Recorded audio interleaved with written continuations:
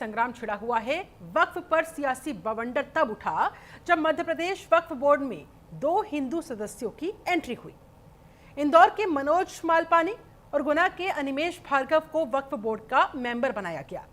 इसके साथ ही एमपी वक्फ संशोधन नियम 2025 के कड़े प्रावधानों को लागू करने वाला देश का पहला राज्य बन गया और अब यूपी में भी एमपी मॉडल लागू करने की तैयारी है, जिसके तहत वक्फ बोर्ड में 2 गैर मुस्लिम महिलाएं और पसमानदा समुदाय के लोगों को भी शामिल किया जाएगा। लेकिन इस फैसले का विरोध अभी से शुरू हो गया। बोर्ड में गैर मुस्लिमों को शामिल करने पर मुस्लिम धर्मगुरुओं ने कड़ा विरोध जताया है। आज भोपाल में मुस्लिम समुदाय के लोगों ने सड़कों पर उतरकर प्रदर्शन किया। गैर मुस्लिमों को बोर्ड में शामिल करने के इस फैसले को वापस लेने की मांग की। विपक्ष ने भी सरकार की मंशा पर सवाल खड़े करते हुए कहा कि ये सही नहीं है। हालांकि सरकार का इरादा साफ है कि वक्फ की संपत्तियों में पारदर्शिता के लिए वक्फ बोर्ड का पुनर्गठन होगा। वक्फ अधिनियम 2025 लागू किया जाएगा। अब ऐसे में सवाल ये कि वक्फ बोर्ड के पुनर्गठन से विपक्ष इतने टेंशन में क्यों है, देखिए इस रिपोर्ट में।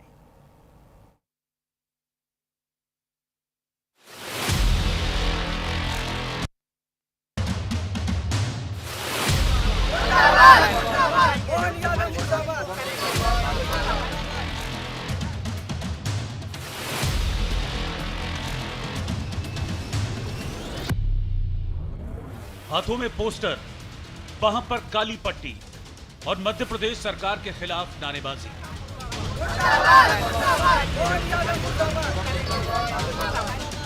मुस्लिम समुदाय के विरोध प्रदर्शन की ये तस्वीरें हैं मध्य प्रदेश की राजधानी भोपाल की, जहां वक्फ बोर्ड में 2 हिंदू सदस्यों के शामिल करने पर विरोध तेज हो गया।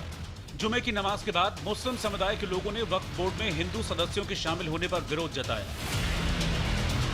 मुस्लिम समुदाय ने विरोध के सुर तब बुलंद किए जब मध्य प्रदेश वक्फ बोर्ड में 2 हिंदू सदस्यों की एंट्री हुई। इंदौर के मनोज मालपानी और गुना जिले के राघोगढ़ के रहने वाले अनिमेश भार्गव को बोर्ड का सदस्य बनाया गया। इसी के साथ मध्य प्रदेश वक्फ संशोधन अधिनियम 2025 के कड़े प्रावधानों को लागू करने वाला पूरे देश का पहला राज्य बन गया और अब देश के सबसे बड़े सूबे यानी उत्तर प्रदेश में भी एमपी मॉडल लागू करने की तैयारी है। बताया जा रहा है कि यूपी में सुन्नी वक्फ बोर्ड में कुल 11 मेंबर्स होंगे। वक्फ बोर्ड में 1 चेयरमैन और 10 सदस्य होंगे। 2 गैर मुस्लिम मेंबर्स को भी बोर्ड में शामिल किया जाएगा। बोर्ड में महिला मेंबर्स की नियुक्ति होगी। इसके अलावा पसमानदा मुस्लिम समाज का भी बोर्ड में प्रतिनिधित्व होगा। उत्तर प्रदेश पे भी वक्फ बोर्ड, सुन्नी वक्फ बोर्ड जो है इस समय वर्तमान में रिक्त है। आने वाले दिनों में जब सुन्नी वक्फ बोर्ड का गठन होगा तो जो वक्फ अधिनियम संशोधन अधिनियम के अनुसार जो गाइडलाइन है, उस गाइडलाइन के अनुसार उत्तर प्रदेश में भी उस अधिनियम के माध्यम से वक्फ के बोर्ड का गठन होगा, जिसमें पिछड़े मुसलमानों को रखा जाएगा, मुस्लिम महिलाओं को रखा जाएगा, ऐसे हमारे हिंदू भाई समाज के 2 भाइयों को रखा जाएगा। जो भी उस प्रावधान में जो भी गाइडलाइन है, उस गाइडलाइन के अनुसार ही आने वाले दिनों में उत्तर प्रदेश में भी वक्फ बोर्ड के फॉर्मेशन होगा। यूपी के अल्पसंख्यक कल्याण राज्य मंत्री ने ऐलान किया है कि नए नियम कानून के तहत वक्फ बोर्ड का गठन होगा। गैर मुस्लिम समुदाय से बोर्ड में 2 लोगों को शामिल किया जाएगा, लेकिन इस ऐलान पर सियासी घमासान छिड़ गया। एक ओर समाजवादी पार्टी के नेता भड़क उठे तो दूसरी ओर मुस्लिम धर्मगुरुओं ने विरोध के सुर बुलंद कर दिए। वक्फ जो है वो कम्प्लीटली एक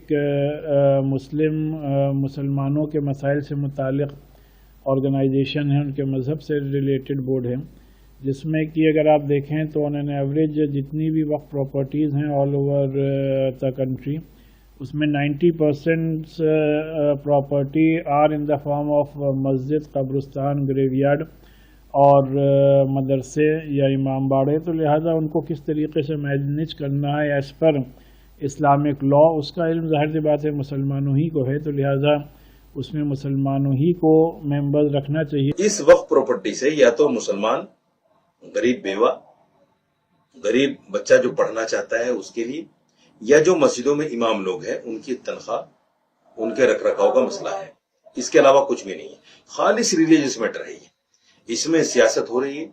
पहली सरकारों ने भी सियासत की, अब भारतीय जनता पार्टी भी सियासत कर रही है और 2 गैर मुस्लिमों को लाकर कहीं ना कहीं वो जो एक मुहावरा चल रहा है ना, मुसलमानों को टाइट करने वाला, वो चल रहा है और कुछ भी नहीं। किसी मंदिर के ट्रस्ट में मुसलमान नहीं होता, क्योंकि वो मंदिर के बारे में नहीं जानता, वो रिचुअल नहीं जानता, वो परंपराएं नहीं जानता। इसी तरह से वफ़ के अंदर जो एक मुस्लिम धार्मिक रिचुअल, वफ़ अलल खैर होता है, चैरिटी में वो होता है, औलाद के लिए होता है। तो मैं समझता हूँ कि धार्मिक बोर्ड्स के अंदर या उसके मैनेजमेंट के अंदर गैर धर्म के लोगों की एंट्री नहीं होनी चाहिए।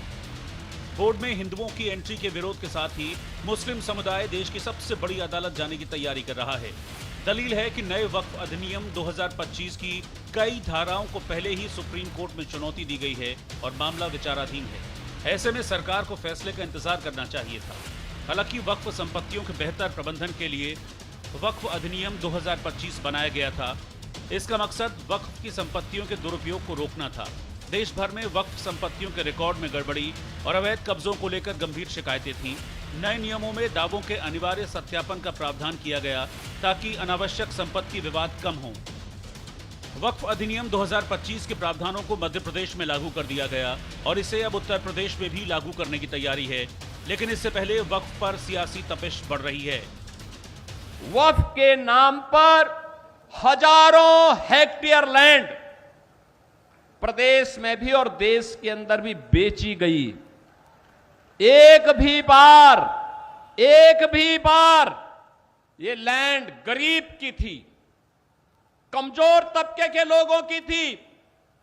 ये लैंड जिसको गरीबों के नाम पर पट्टा दिया जा सकता था, जहां पर कन्वेंशन सेंटर बनाया जा सकता था, इन्होंने वक्फ के नाम पर उस लैंड को कब्जा करवा करके बेच करके और कुछ चुनिंदे लोगों ने वक्फ के नाम पर उस लैंड का वारा न्यारा किया है। एक भी बार कांग्रेस और समाजवादी पार्टी बोली नहीं।